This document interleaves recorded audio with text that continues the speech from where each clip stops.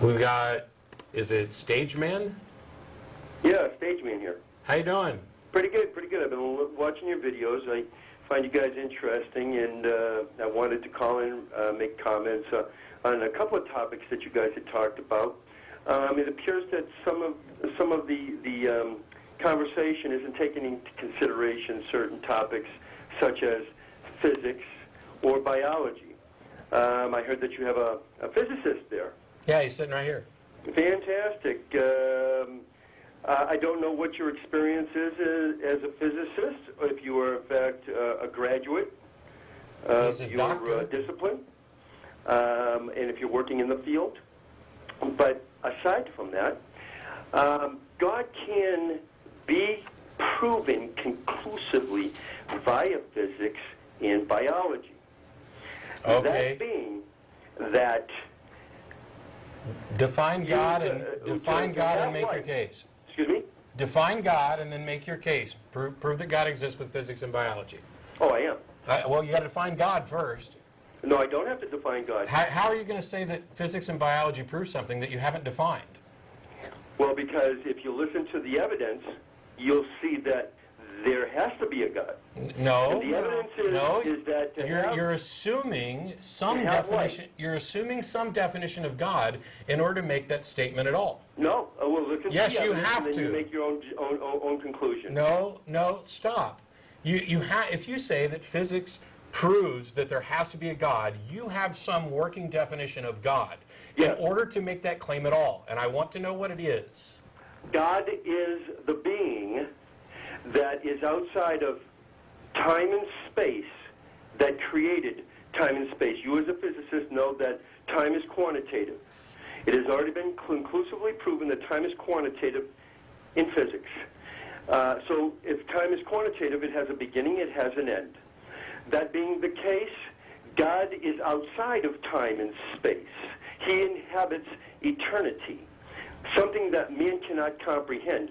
If we can't comprehend it, how can you make the assertion? The biological evidence... If we can't comprehend it, how can you make the assertion? Well, the biological evidence is that to have life, you have to have nucleotides and amino acids to make up proteins. The direct enemy, or what destroys amino acids and nucleotides, is oxygen. Now, some people say that we formed in the ocean. We evolved out of the ocean. Well, that couldn't be because nucleotides and amino acids have got to synergize in the same amounts exactly at the same time. Their enemy, oxygen. The ocean is water. What's water made up of? I'll say hydrogen and oxygen. Do I win? Oh, you win. Now, some people have even argued to me about however, water isn't oxygen. There are lots of things that contain... the molecules. You've got to have the molecules of oxygen. So is a molecule. every molecule that includes oxygen is the enemy of nucleotides. If oxygen is present... Now, if oxygen is present on its own, now granted, I'm not a scientist or a biologist, and I don't know whether any of this is accurate, and I don't know if my objections are valid or not, but... You're absolutely right. If oxygen is present... In any form? Amino acids and nucleotides cannot synergize in the quantitative amount to synergize proteins. How does this prove that a God exists? Because, well, let's look at it logically. I am. If we couldn't have evolved in the ocean because of oxygen, and that means oxygen couldn't have existed for amino acids and nucleotides to synergize. Okay, so if oxygen didn't exist, life couldn't exist. No. You're completely and totally and utterly ignorantly wrong. How could oxygen You're talking. Oh, shut up. You're talking about abiogenesis, which is a theoretical field, which we don't necessarily know how life in fact did form. But we do know that life can in fact form. The Miller-Urey experiments demonstrated that under some atmospheric conditions, which do not match Earth, it doesn't matter that it doesn't match Earth, that it was wrong, under some atmospheric conditions, life can spontaneously be created from non-life through purely natural means. That has been demonstrated. It doesn't matter that we don't know exactly how it did happen on Earth. The fact that it's possible is all we need to know. Yeah. The other Are you thing there? is, Oh, well, the other point Yes, I'd like ma'am. to make is that the idea that amino acids couldn't form on the Earth is completely wrong, because at the time the amino acids are supposed to have formed, right. something like, what, 3.5 billion years ago? Something like that? I don't know.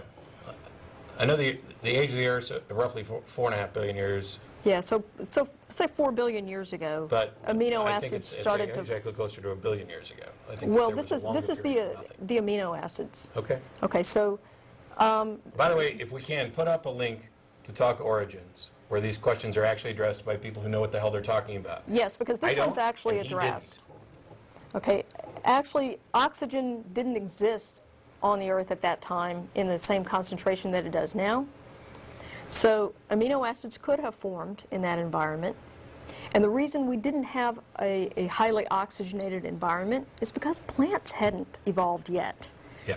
So that's what gave us the oxygen. Of course, plants evolved first, and then animal life came later.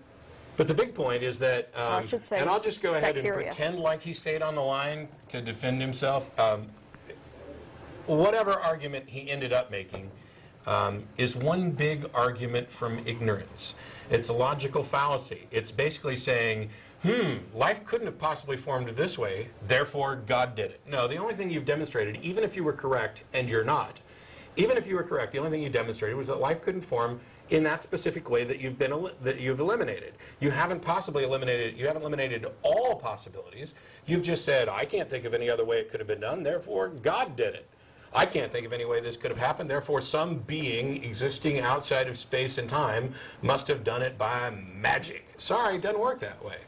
If you want to talk about possibilities and which things are possible and which ones are not, that's fine. I'd like us to move more towards probabilities, but saying that physics and biology conclusively prove that a transcendent, out-of-time, intelligent being exists is absurd and demonstrates some of the most pitiful logical reasoning that I've ever heard. If it were true, you wouldn't be calling in to a public access television program to tell me that physics proves God. No, it doesn't. If that was the case, everybody'd know about it. There would be scientific journals, peer-reviewed, demonstrating that physics proves God. The one specific God that you defined after being forced to.